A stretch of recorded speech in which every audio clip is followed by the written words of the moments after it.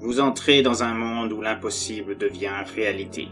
Un lieu où les frontières de la peur n'ont plus de limites. Les territoires où psychopathes, démons et autres créatures font de vos cauchemars un quotidien auquel vous ne pouvez échapper. Ce monde, je l'ai créé rien que pour vous. Entrez et venez affronter avec moi ce qu'il y a au-delà du portail, des histoires de l'autre monde. Bonjour à vous, chères créatures. En premier lieu, je tiens à remercier Kefka Palazzo qui m'a donné l'idée de base du tueur de cette histoire, officiant dans des hôtels. L'histoire a beaucoup évolué depuis le début de l'écriture, car j'y ai vu l'opportunité de construire une intrigue policière pouvant rendre hommage à un must du thriller, à savoir Seven. D'où le titre dans le même style de la vidéo qui va suivre. Suivant l'enquête du lieutenant Devon Plumley du NYPD sur une affaire de meurtre totalement à part des cas qu'il a l'habitude de traiter, et surtout bien plus dangereuse. Certains aspects ont été rajoutés dernièrement, dont la partie de la maladie mortelle qui a permis d'apporter la complexité que je recherchais et m'a obligé à changer toute la structure. Mais au final, je suis très content et fier de ce choix, car il renforce la partie énigmatique de l'histoire et le twist final est bien plus fort que ce qu'il était à l'origine. Mais trêve de bavardage. Je vous laisse découvrir cette enquête qui se situe en plein cœur des territoires de l'autre monde. 12. Il vous est déjà arrivé de vous tromper complètement sur quelqu'un ou quelque chose ? J'entends par là que tous les événements, les motivations, l'histoire d'une personne et de son entourage se révèlent être à l'opposé de vos convictions profondes, malgré toutes les preuves s'accumulant de jour en jour sur votre sensation d'avoir compris ce qui constituait l'être, l'essence de cette même personne. Quelque chose qui vous fait remettre en question votre propre perception de l'être humain, qui vous fait douter de votre logique, de votre expérience, aussi bien en matière de relations sociales et humaines que de votre faculté à analyser les indices qui s'offrent à vous, afin de démêler le vrai du faux, au point de ne plus savoir ce qui vous semble appartenir au bien ou au mal. Quand je parle d'indices, ce n'est pas par hasard, ou résultant d'un désir de montrer une certaine culture. C'est parce que je suis lieutenant Devon Plumley, de la division des enquêtes criminelles en district de la NYPD à New York. Et si je vous ai fait ce petit préambule, c'est à cause de l'enquête que l'on m'a confiée, et qui s'est achevée de manière à complètement chambouler mes acquis en matière de meurtriers, sur ce qui les a poussés à tuer, sur leur modus operandi, leur rituel, leur histoire. Attention, je ne parle pas de ceux qui étaient voués dès le départ à devenir des assassins en puissance, à cause de problèmes psychologiques évidents, ou à cause d'un environnement familial propice à détruire leur considération du bien et du mal. Non, ceux-là, pratiquement dès leur naissance, ils sont voués à devenir des tueurs de grande envergure. Ceux dont je parle, ce sont les autres. Ceux qu'on n'aurait jamais imaginé qu'ils puissent passer à l'acte. Ces anonymes, restés dans l'ombre, dont le parcours les ayant menés à leurs actes n'est connu que d'eux seuls, voire quelques rares personnes les ayant côtoyés, sans pour autant soupçonner l'aura sanguinaire les entourant, à cause d'un événement particulier dans leur vie, ayant causé un choc tellement fort que cela les a transformés à vie. Ces mêmes meurtriers qui représentent une part des meurtres bien plus élevés qu'on pourrait le penser, ne serait-ce que dans le district de Manhattan, l'un des 5 boroughs de New York, avec le Queens, Staten Island, Brooklyn et le Bronx. J'ai été confronté à l'un d'eux, et je ne pourrai plus jamais oublier son visage, ce qu'il représente, de la façon de voir la justice et du comportement humain face à l'image et la notoriété.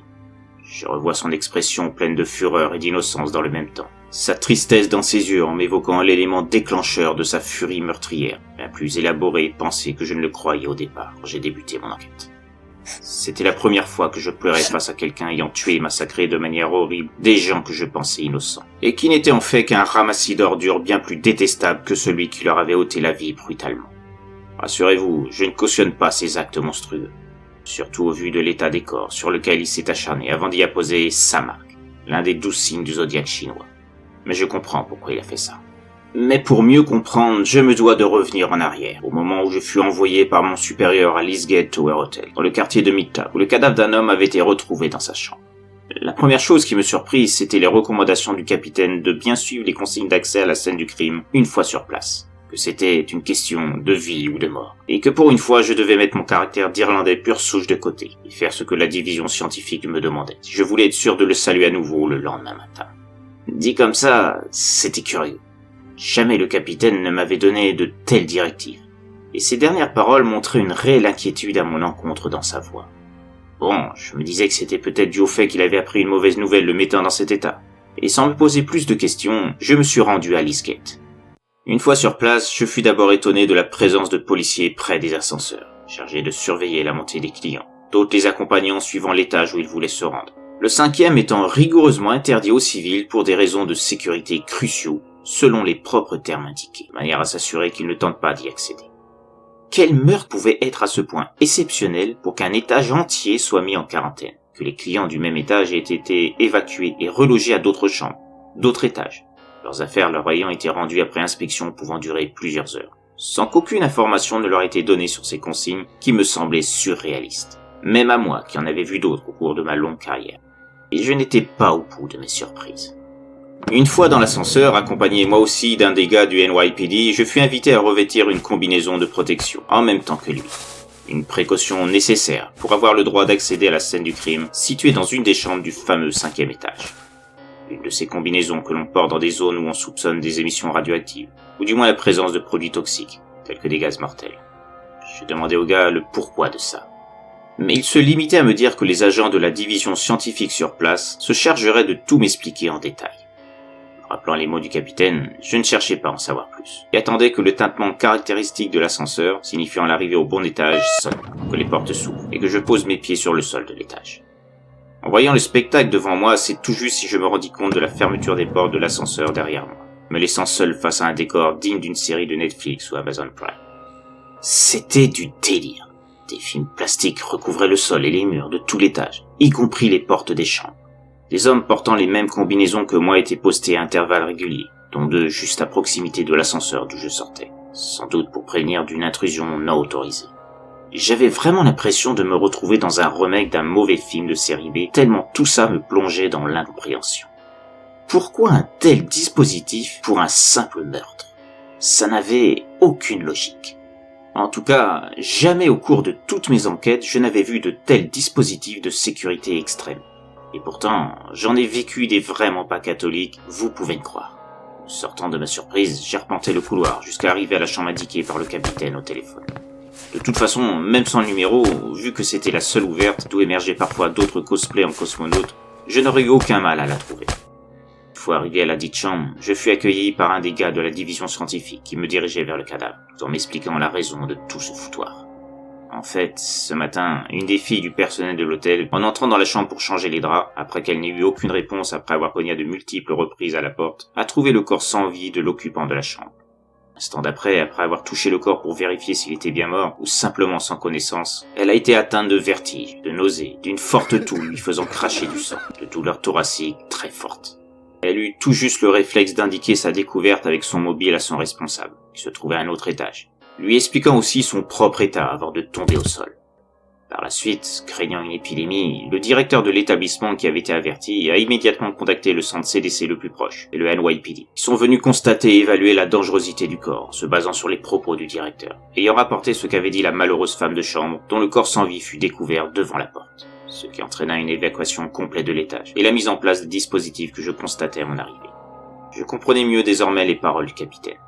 Un des agents du CDC sur place, relayant le gars de la division scientifique, m'expliquait alors que le cadavre était porteur des germes de la peste pulmonaire, et que la femme de chambre, vraisemblablement en touchant et pressant le corps, avait dû inhaler des gouttelettes du germe à son tour sans s'en rendre compte, causant son infection à son tour, puis la mort.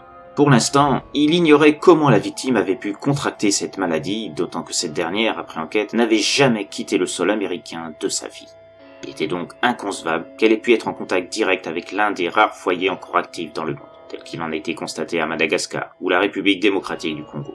La seule explication rationnelle étant qu'elle était contaminée par un autre client de l'hôtel, ou en tout cas un patient zéro de la maladie, venant, lui, de l'un de ses foyers actifs.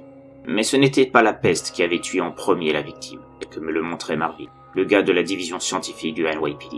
Il me montrait la gorge tranchée de façon très nette de Peter Dawn, le nom du corps étalé au sol, âgé d'une 60aine d'années, ainsi que la présence d'un signe chinois gravé sur son torse. Le signe du tigre dans le zodiaque chinois, tel que Marvin me l'indiquait. Peter Dawn avait vu sa carotide tranchée par une arme blanche particulière, au vu des marques laissées sur la gorge, montrant des stries irrégulières autour de la plaie. Une arme de sacrifice rituel ou quelque chose d'assimilé semblait être la piste la plus probable. En gros, ce gars, Peter, avait été sacrifié au nom d'un culte non déterminé, personne ne connaissant une secte usant de signes du zodiaque chinois, que ce soit à New York ou aux alentours. Mais il n'y avait pas que ça. Sa langue avait également été découpée et positionnée sur les yeux, comme une sorte de message adressé par le tueur à ceux qui découvriraient le corps.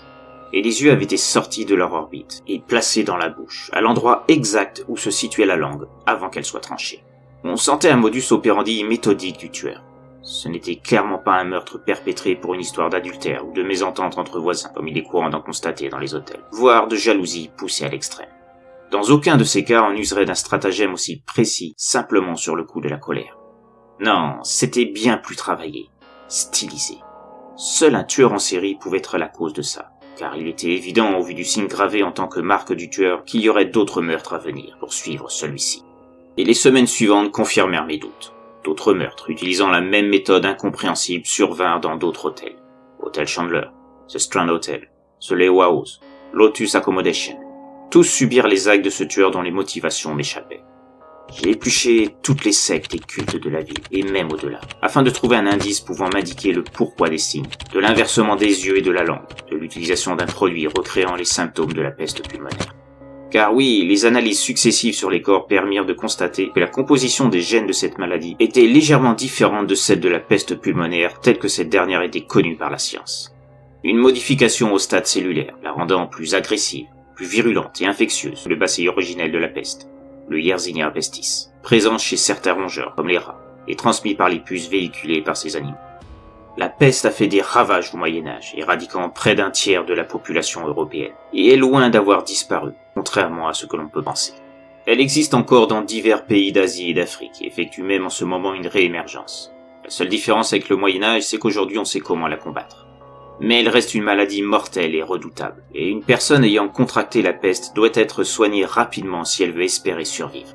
Mais les différents vaccins ou traitements contre la peste ne sont efficaces que contre les formes classiques du bacille. Encore à l'heure actuelle, aucun traitement n'est efficace contre sa forme la plus virulente, qu'est la peste pulmonaire. Et celle-ci continue de tuer dans les pays que j'ai déjà cités, sans qu'on puisse faire quelque chose. C'est cette forme qui avait été choisie et recréée en modifiant le phage du bacille du Yersinia pestis. Ce même phage existant de manière naturelle dans le bacille et pouvant se propager dans d'autres bactéries ne possédant pas ce phage, causant une infection massive du corps, et ce de manière exponentielle et rapide.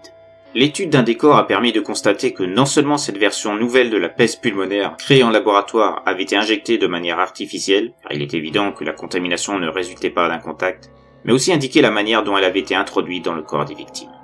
La trace d'une minuscule piqûre au niveau du cou fut découverte, indiquant le mode de transmission. À partir de là, le tranchage brutal du cou montrait un désir flagrant de masquer la présence de cette trace de piqûre. Si cet indice a été découvert sur l'un des corps, c'était vraisemblablement dû au fait que le tueur avait été dérangé pendant le processus, ou perturbé par quelque chose, l'empêchant de procéder à sa précision habituelle. Peut-être qu'au moment où il s'affairait sur le corps, quelqu'un a cogné à la porte de la chambre par exemple. L'autre chose découverte était que le tueur devait être immunisé contre sa création, ou alors qu'il y avait un temps d'incubation de la maladie avant qu'elle puisse être transmissible, comme cela l'avait été pour la femme de chambre lors du premier corps découvert, et également pour d'autres cas dans d'autres hôtels, avant que la direction de ceux-ci informe le CDC et le NYPD d'un cas au sein de leur établissement. Le couteau utilisé causait aussi un problème d'identification. Les différentes analyses des marques montraient une incohérence avec une arme connue, et ne pouvaient s'expliquer que par le fait que l'arme utilisée avait été créée de toutes pièces par le tueur, ce qui faisait qu'on avait affaire à un tueur hors norme. Chimiste, habile de ses mains au point de fabriquer une arme blanche inconnue, méthodique, discret, et usant d'une facilité de dissimulation et de compréhension des lieux où il officie remarquable.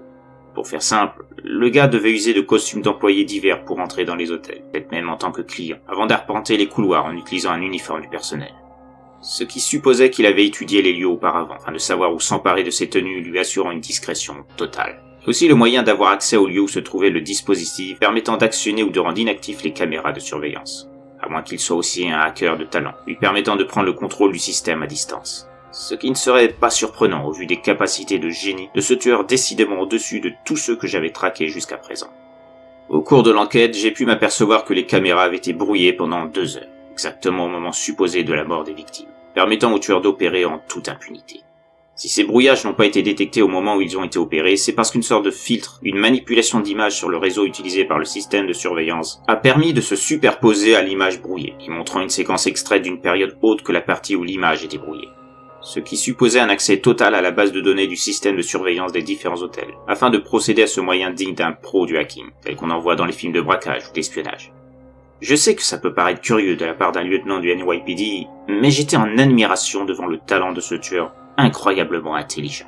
Je n'avais jamais été face à un tel degré de QI de la part d'un criminel. Ça tenait vraiment du génie pur. Le gars devait avoir un cerveau capable d'égaler des puits de science tels que Einstein et d'autres. C'était juste complètement fou.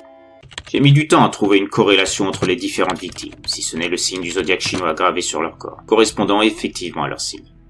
Trevor Parks, né en 1977, signe du serpent. Mindy Voller, né en 1991, signe de la chèvre. Armin Criggs, né en 1968, signe du singe. Vicky Lawyer, né en 1983, signe du cochon. Sans oublier la première victime, Peter Joe, né en 1962, signe du tigre.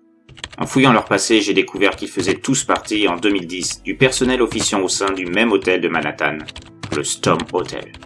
Et ce serait le cas des autres qui les suivraient. C'est à ce moment que je suis tombé sur un article indiquant un fait curieux. Incident au Storm Hotel.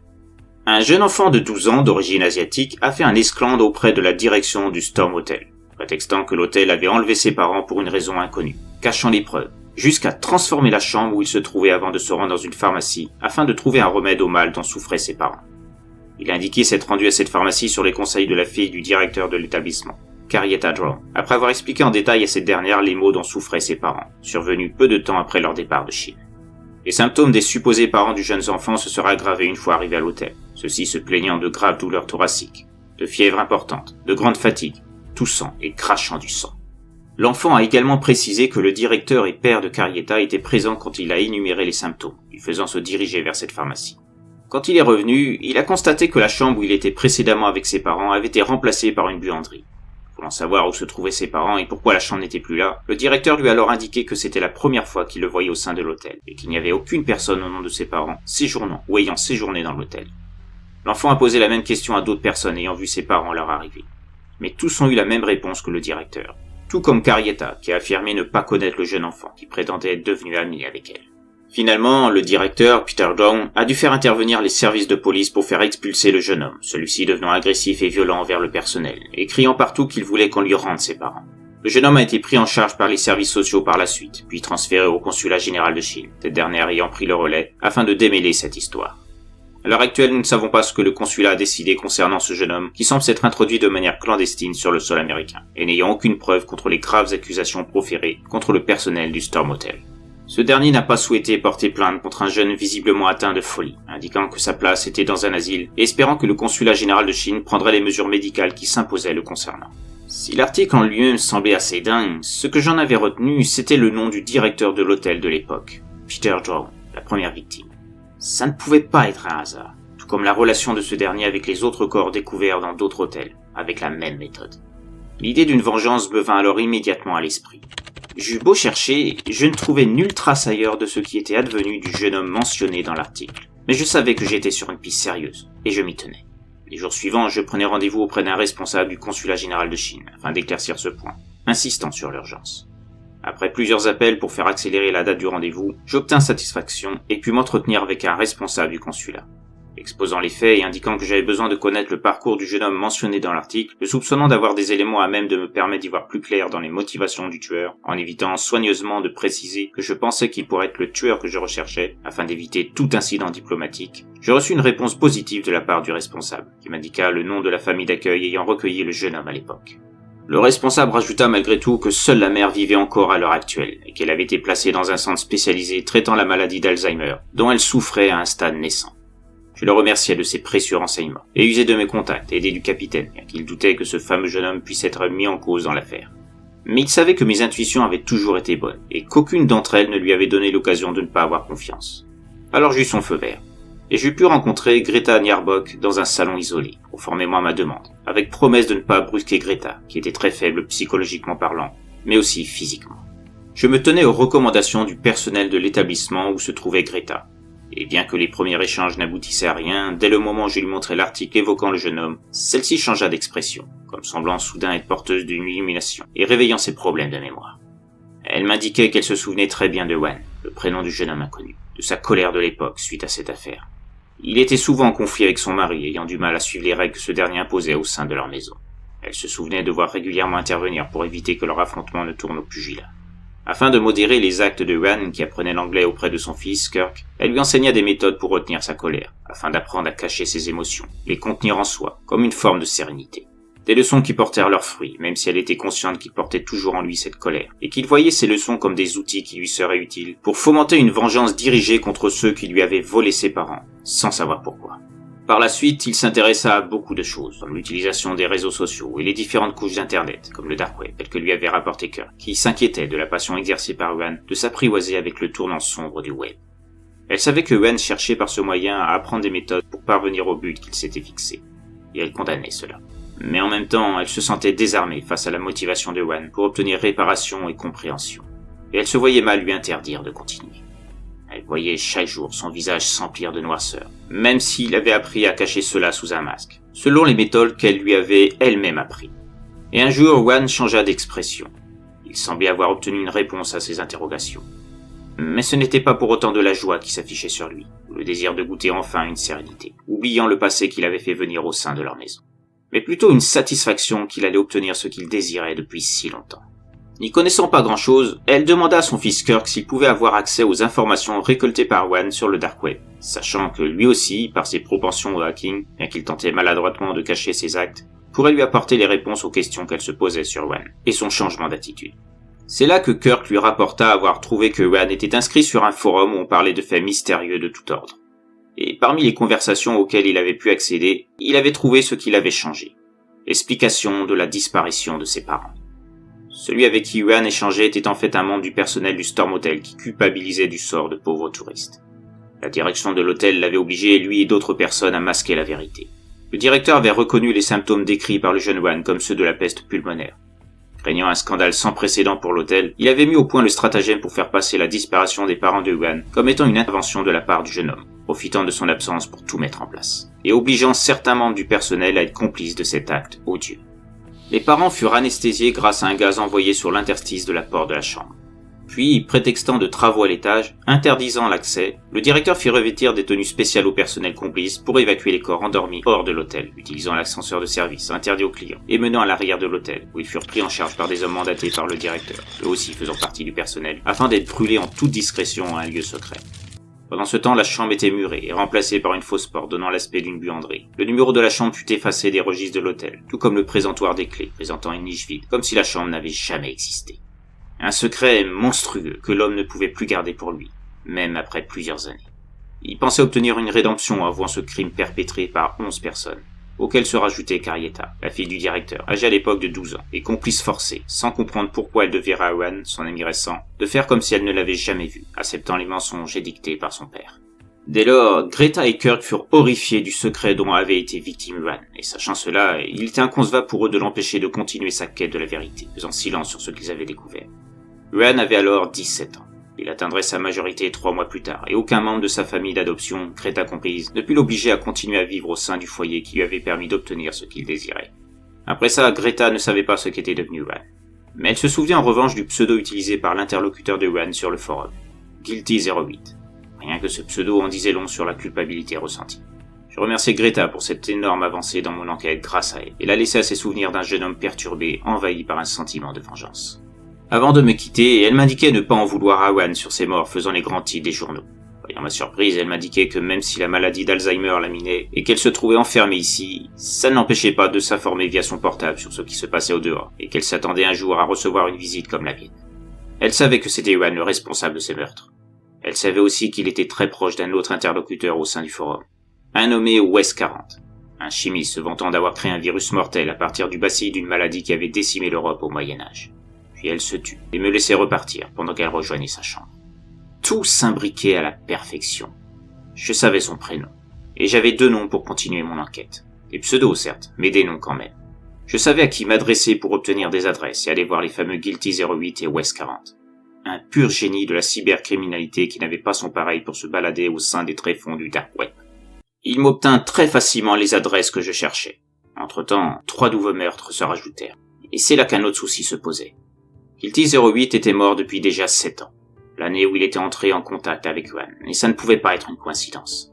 Je fis d'autres recherches au sein des archives du NYPD, et je découvris que le corps de Guilty08, alias Clint North, était porteur d'un signe du zodiaque chinois sur le torse, celui du lapin, et avait été égorgé. En revanche, aucune trace de peste pulmonaire sur lui. Il avait dû être la première victime, et à cette époque, Wan n'avait pas encore dû rencontrer West 40, alias Poppy Miles. Le chimiste était en fait une chimiste. Enfin, pour être exact, c'était bien un homme au départ, mais qui avait changé de sexe il y a 8 ans. 1 an après le premier meurtre opéré par Wan. Et du fait de l'absence de peste sur le corps, personne n'a fait le lien entre la mort de Clint et la vague actuelle. Tout se fait dans des hôtels. Ça aussi c'était un message. L'utilisation de la peste, les hôtels, la langue coupée signifiant le silence des coupables de l'époque, les yeux pour la même raison, tout devenait plus clair. Les signes du zodiaque, c'était une marque évidente des origines du tueur. Et le nombre correspondait au total des coupables, 12 si on incluait Carrieta. Clint n'avait dû être qu'un coup d'essai pour Wan. Il avait dû obtenir les adresses des autres grâce à lui. Et je me posais même la question, quand Clint s'est retrouvé face à Wan, s'il n'a pas lui-même demandé à mourir, son degré de dépression et de culpabilité évidente, au vu des messages énumérés par Greta. J'étais prêt à parier que Wan n'avait pas prévu de le tuer ce jour-là, mais qu'il avait déjà en tête d'attendre le bon moment pour les exécutions, 12 ans après que ses parents lui aient été enlevés. Clint avait dû lui forcer la main pour être le premier, et sa colère était telle à ce moment que Wan n'avait pu refuser cette demande. Quant à la création du produit de synthèse de la peste et celle de l'arme blanche utilisée, c'était clair que ça venait de Poppy, la chimiste. Une fois obtenu son identité, j'ai vu que son père était un armurier et fervent partisan du NRA. Pas difficile d'imaginer que du temps où Poppy était encore un mec, son cher papa lui avait enseigné l'art de construire des armes. Et pas seulement des armes à feu. Un armurier ne se limite pas à connaître les fusils et les flingues, mais s'intéresse à tout ce qui peut potentiellement tuer, arme blanche incluse. J'imagine que les liens entre papa et Poppy ont dû être un peu tendus après l'opération, ce qui a dû contribuer à la rapprocher un peu plus de Wan. De là à penser à une relation assez intime entre deux, il n'y avait pas loin. Peut-être même que c'est Wan qui est à l'origine de cette opération, ayant réveillé l'instinct de devenir femme à celui qui s'appelait Lewis à sa naissance. L'amour n'a pas de frontières. J'ai retrouvé la trace de Poppy, au cimetière d'un petit bled paumé au-delà de New York. J'ai bien cru que mes investigations allaient prendre un sacré frein. Mais le destin, décidément, devait m'avoir dans son estime, en mettant sur mon chemin une fille qui était en couple avec Poppy, et avait bien connu l'amourette de cette dernière et Wan. Elle était une amie du couple et avait gardé en elle ses sentiments pour Poppy pendant 4 ans.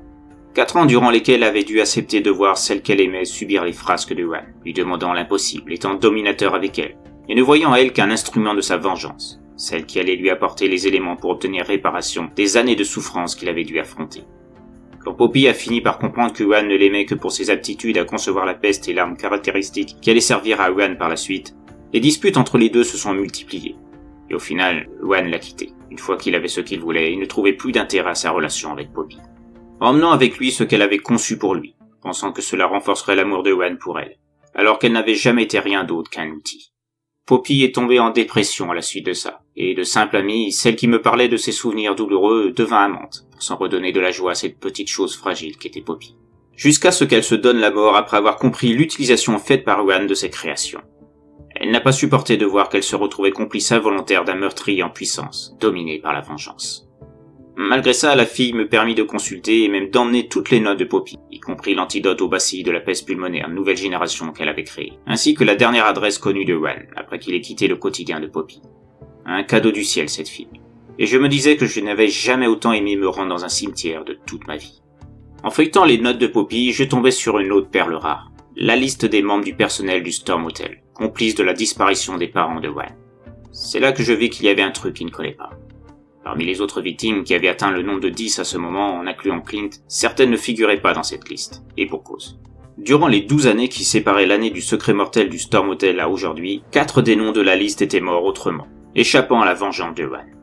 En fouillant un peu plus, je m'aperçus aussi que ces 4 comportaient des signes du zodiaque chinois qui avaient déjà été effacés, c'est-à-dire ayant des signes zodiacaux identiques à d'autres complices de l'hôtel. À partir de là, je comprenais que Wan était tellement focalisé sur le chiffre 12 et la conformité à l'ensemble du zodiaque chinois qu'il ne voulait pas de doublons, et que ceux qui ne correspondaient pas à son idée du zodiaque parfait avaient été tués d'une manière différente. Des accidents à première vue, mais qui pouvaient très bien être des meurtres maquillés.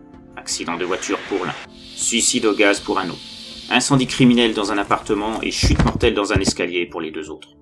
À côté de ça, les 4 victimes remplaçantes étaient des proches de ceux qui auraient dû être tués comme les autres. Tous filles ou fils des accidentés, de façon à respecter le cahier des charges selon Wan.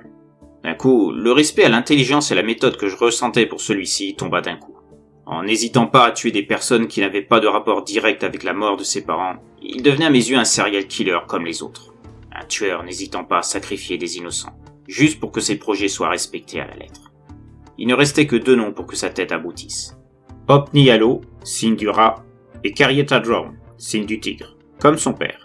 Là aussi ça ne collait pas. Carietta et son père étant du même signe, ils ne pouvaient pas la tuer, car elle ne correspondait pas à ces critères. En tout cas, elle ne mourrait pas de la même manière. Mais le souci, c'est que Yuan se conformait à un respect strict dans sa folie meurtrière. Les remplaçants devaient être le fils ou la fille de l'un des coupables. Or, Carietta n'avait pas d'enfant. Comment Yuan allait-il faire pour que son cycle aboutisse tout en suivant à la lettre le code qu'il avait lui-même défini? C'est là que je me rappelais un détail qui m'avait échappé, indiqué par la veuve malheureuse de Poppy. Yuan avait évoqué à plusieurs reprises le nom de Carietta lorsqu'il était encore en couple avec Poppy, ce qui avait d'ailleurs été prétexte à certaines disputes entre les deux. Poppy acceptant mal le fait que Yuan parle constamment d'elle, et soupçonnant une relation entre lui et Carietta. Et si effectivement c'était le cas, ça expliquait sa rupture avec Poppy, et pourquoi son nom n'était pas souligné sur la liste. Liste écrite par Yuan. Au début, le fait que le prénom de Carietta ne soit pas souligné, j'ai pensé que c'était juste un oubli. Mais maintenant, j'étais persuadé que cette absence de marquage était simplement le fait qu'il ne pouvait se résoudre à inscrire celle qu'il aimait vraiment sur sa liste de victimes. Et si Carietta n'avait pas eu d'enfant et n'avait pas eu de relation avec d'autres hommes, tels que le montraient les renseignements obtenus par d'autres recherches à la lumière de cette découverte, ça voulait dire que Yuan et elle étaient en couple, et qu'ils l'étaient sûrement encore à l'heure actuelle. Du coup, je me mis à la recherche de l'adresse actuelle de Carietta Drown, persuadé que cela me mènerait directement à Yuan. C'est pendant ces recherches que j'apprenais la mort de la 11e victime, au sein de l'hôtel Walcott. Hop ni Yalo, signe du rat. Et à ce moment, j'ignorais toujours qui pourrait bien servir de remplaçant à Carietta. Un signe du dragon. À un moment, j'ai pensé à l'orgueil récurrent dont avait fait preuve Yuan jusqu'à présent, et que ce pourrait être lui le dragon. Mais l'article faisait mention d'un enfant de 12 ans au moment des faits. Donc Yuan devait être comme Carietta, un tigre. Néanmoins, je retraçais le parcours de cette dernière et ses différentes adresses, celle-ci semblant prendre plaisir à déménager régulièrement, ce qui me confortait dans mon idée qu'elle était avec Yuan et que ces déménagements étaient pour brouiller les pistes et éviter qu'on la retrouve, elle et Yuan, au cas où quelqu'un ferait le lien. Sa dernière adresse en date était inconnue, car Yuan avait peut-être eu vent de mes rencontres successives avec Greta et la fille éplorée que j'avais rencontrée au cimetière, et qui m'avait dirigé involontairement sur leur piste. Mais Carietta fit une erreur qui m'offrait leur lieu de résidence, en utilisant sa carte bancaire dans un quartier de Manhattan. En suivant la trace de ses retraits et paiements bancaires, je faisais faire une triangulation, et me servais de mon réseau d'indices pour me signaler une fille correspondant à la description de Carietta. Et bingo! Au bout de seulement 3 jours, je parvins à obtenir l'adresse de cette dernière, et donc de Yuan. Seul ce dernier m'intéressait, et je préférais que Carietta ne soit pas présente au moment de l'arrestation. Le temps venait à me manquer, et en suivant la logique de Yuan, je savais quel jour venir. Chaque meurtre ayant un intervalle de 12 jours entre eux. Toujours ce foutu chiffre 12, cher à Yuan. Quelque chose me disait qu'il n'opérerait pas tant que Carietta serait à ses côtés, et qu'il se mettrait en quête de sa dernière proie une fois celle-ci hors de la maison qu'ils occupaient. Un petit côté protecteur qui allait être la cause de la fin de l'aventure de Yuan, tel que je le pensais. Ainsi je débutais mon attente, posté en un lieu qui me permettait d'observer les allées et venues des occupants de la maison, sans que ceux-ci puissent me remarquer. Au bout d'un moment, je finis par voir Carietta sortir, se dirigeant au-delà de Bloomfield Street. Une fois hors de vue, je m'approchais discrètement, utilisant les angles morts, et vérifiant qu'aucune silhouette ne se dessinait à l'une des fenêtres, et qui serait le signe que j'ai été repéré par Yuan, ce que je voulais éviter à tout prix. J'avais déjà pris de gros risques en venant seul, pour ne pas que des déplacements massifs de policiers autour de la maison ne provoquent de suspicions qui auraient pu faire foirer l'opération. Raison pour laquelle je n'avais pas averti le capitaine de l'avancée de mes recherches, et surtout de ma venue ici. Mais en faisant ça, j'étais conscient que je ne disposerais d'aucune aide en cas d'imprévu sur l'interpellation de Yuan, s'il se révélait plus coriace que prévu. Je comptais malgré tout sur la description donnée par la compagne de Poppy, parlant d'un garçon chétif, ayant un problème d'audition à l'oreille droite. Détail qui me confortait dans l'idée que Yuan profitait de l'effet de surprise pour rendre à l'impuissance ses victimes. Je supposais qu'une fois brouillées les caméras lui permettant de pénétrer dans la chambre de ses victimes, suivant une analyse méthodique des déplacements auparavant, il devait d'abord les engourdir à l'aide d'un gaz concocté par Poppy, avant de profiter de leur vulnérabilité pour les égorger, puis les marquer, et procéder au découpage de la langue et des yeux. L'injection de la peste devait se dérouler avant ce rituel. Une prudence qui montrait que Yuan craignait l'affrontement frontal et physique de toute évidence, du fait de sa faible corpulence. Mais en fait, je ne m'attendais vraiment pas au spectacle que j'allais trouver au sein de la maison. Au début, je trouvais très curieux de n'entendre aucun son nulle part au sein de celle-ci, comme la facilité avec laquelle j'avais pénétré à l'intérieur. Aucune alarme ou sécurité détectée qui aurait pu compliquer ma tâche, et les grincements du parquet ne firent que redoubler mon stress d'avertir de ma présence. C'est donc le cœur battant à 100 à l'heure que je me rendais à l'étage de la demeure, le rez-de-chaussée n'ayant montré aucune trace de qui que ce soit. Arpentant le couloir du haut qui se trouvait plongé dans une obscurité inquiétante et me mettant en position de faiblesse en cas d'attaque soudaine de la part de Yuan qui pourrait profiter de cet environnement, je fus attiré par la lumière émanant des encadrures d'une porte. Je me dirigeai vers elle aussi discrètement que possible et collai une oreille sur le bois afin de juger du moment le plus opportun pour entrer et surprendre Yuan. Mais c'est lui qui me surprit en premier, s'adressant à moi de l'autre côté de la porte et m'invitant à entrer, précisant qu'il attendait ma venue, qu'il l'espérait même, afin que je puisse assister à l'apothéose de son plan. À un moment indécis, j'entrais avec prudence et me retrouvais face à Ren, l'objet de ma venue ici, de la fin de ma quête personnelle. Il était tranquillement assis sur un fauteuil, le torse nu arborant un signe inconnu, et non pas celui du tigre, ni même celui du dragon comme je le pensais dans un premier temps, qui semblait avoir été fait il y avait très peu de temps. Au sol gisait une seringue, tout près du fauteuil où il était installé. C'est là qu'il m'adressait ses dernières paroles. « Lieutenant Plumley, vous n'imaginez même pas à quel point je suis heureux que vous soyez là pour assister à l'avènement de ma vengeance. Vous êtes le point culminant de tout ce que j'ai entrepris jusqu'à présent. » Il s'interrompit un moment tout en faisant un geste de la main, m'invitant à ne pas m'approcher davantage. « Non, lieutenant, évitez de venir plus près de moi. Il en va de votre vie. Je me suis injecté la peste il y a déjà 3 heures de ça. Je dois indiquer que la période d'incubation de cette petite merveille créée par Poppy n'est que de 4 heures. Cela me laisse tout juste le temps de vous préciser pourquoi vous êtes là, devant moi. Vous êtes l'élément essentiel sans lequel ma vengeance n'aurait aucun sens. » Ne comprenant pas où nous voulions venir, je demandais en quoi ma présence pourrait lui apporter la réponse à sa quête. « Lieutenant, savez-vous l'histoire du zodiaque chinois? Ou plutôt, pourquoi l'un des animaux n'y figure pas ?» Interrogatif, je ne pouvais que montrer mon ignorance à ce sujet, n'étant pas vraiment intéressé par les cultures asiatiques, et encore moins des fondements du zodiaque chinois. « Laissez-moi éclairer votre lanterne alors, lieutenant. » Ren prit une bouteille de whisky qui était située sur le côté du fauteuil où il se trouvait, et s'enfila une longue rasade, avant de reprendre. Je ne vous en propose pas, pour les raisons que vous pourrez deviner aisément. Je sais que vous n'êtes pas un imbécile. Votre présence ici, pile le jour que j'avais choisi, en est la preuve. Je savais que vous feriez le lien entre les 12 jours de séparation entre les meurtres. C'est pourquoi j'ai demandé à Carrietta de partir, afin de vous laisser le champ libre. Et puis, elle n'aurait pas supporté de me voir mourir sous ses yeux, même si elle s'y est préparée depuis des années. Alors qu'il est, elle doit être à l'aéroport, se rendre auprès de sa tante qui habite au Canada. Loin de tout ça. Wan prit une nouvelle rasade avant de reposer la bouteille au sol. Mais passons. Ce n'est pas la partie la plus intéressante. Pour revenir à l'histoire du zodiaque chinois, il faut savoir qu'à l'origine, il aurait dû y avoir 13 signes. La légende raconte qu'une nuit de Nouvel An, l'empereur de Jade invita les représentants de tous les animaux de la Terre à se rendre dans son palais. Seuls 12 d'entre eux vinrent. Pour les récompenser de leur présence et de leur fidélité, Bouddha instaura chaque 12 ans une année symbolique pour chacun des visiteurs. Cependant, dans l'ombre, l'un d'entre eux fulminait, car il avait été trompé par le rat, ce qui l'avait empêché lui aussi de venir au palais de l'empereur. Cet animal, c'est le chat, le signe qui est arboré sur ma poitrine, tel que vous le voyez actuellement. À ce moment, je restais dubitatif et comprenais ce à quoi voulait en venir Yuan. Mais en ce cas, si Yuan était le chat, source de la vengeance envers le rat, à savoir Opnialo, qui figurait sur la liste du personnel impliqué dans l'affaire du Storm Hotel, et qui était la tête pensante de l'établissement, qui était le dragon dans l'histoire? Souriant, car conscient que je me posais la question, Yuan reprit. « Je parie que vous vous demandez, mais alors s'il est le chat, qui est le dragon ? Vous auriez la réponse à cette question si vous vous étiez mieux renseigné des natifs de ce signe. Pour mieux comprendre, sachez que Opnialo, le rat, une fois mis au courant du problème par le directeur, le tigre, a appelé en urgence le chef de la police de l'époque. Un pur dragon, car né en 1964.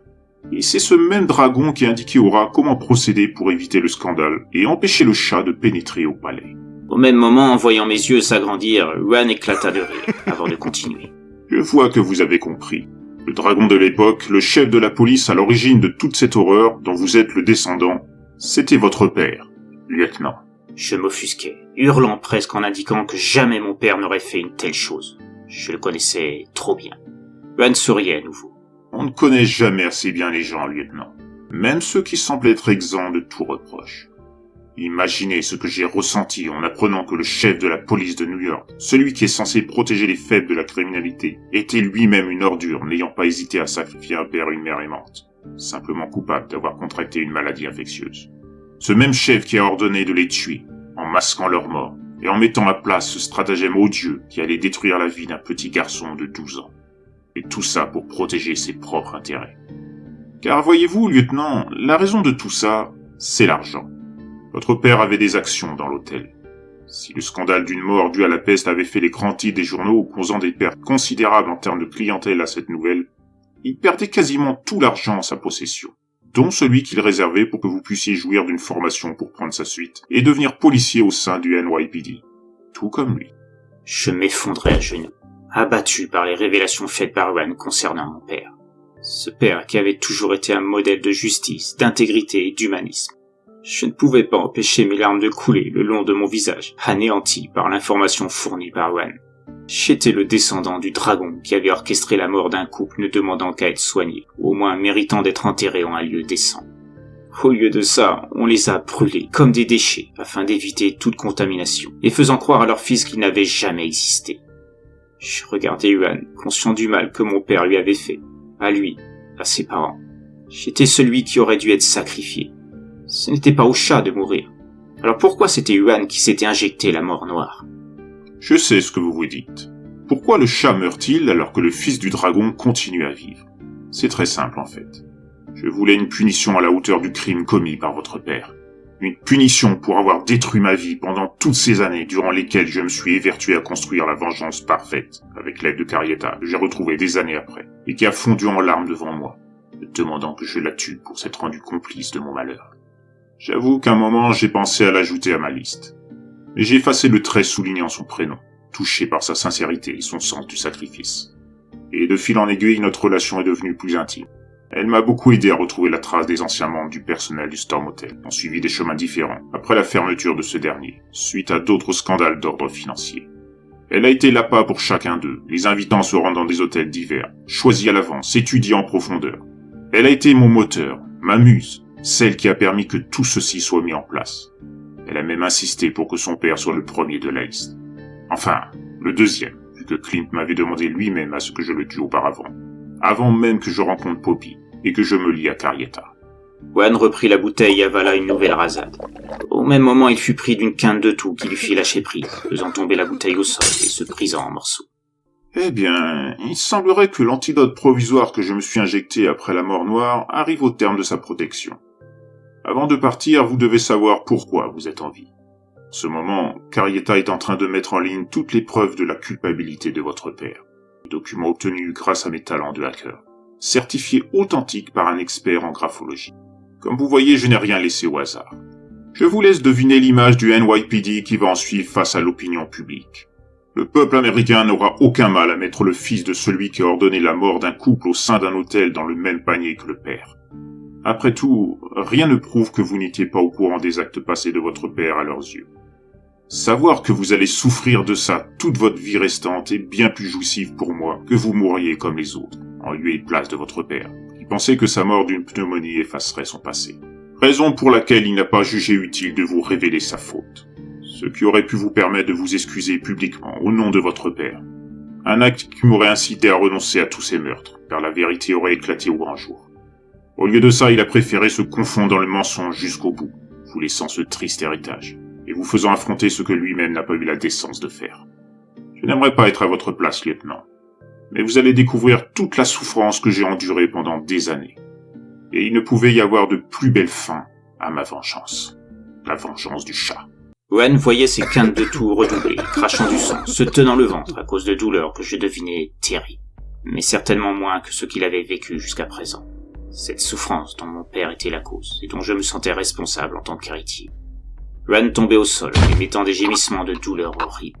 Mais malgré ce qu'il endurait, il me fixait de ses yeux, comme pour m'adresser son ultime message, comme pour me dire « J'ai gagné, lieutenant ». Quelques instants plus tard, Yuan mourait, les yeux ouverts, toujours dirigés vers moi. J'ai mis du temps à réagir, à réfléchir à tout ça, de la manière à laquelle j'allais répondre aux questions des journalistes une fois les documents partagés en masse sur les réseaux sociaux. Puis je me levai, sortais de la pièce, appelai le capitaine pour lui indiquer que le tueur des hôtels, le patronyme utilisé par les médias, était mort, en lui donnant l'adresse où se trouvait son corps et en précisant de s'entourer des mêmes précautions que pour ses victimes, sans donner plus de précision sur le pourquoi de ma présence sur le lieu de mort du tueur. Une fois raccroché, je me rendais au dehors, rentrais chez moi, prenant soin à ce que tout élément pouvant communiquer des informations soit éteint.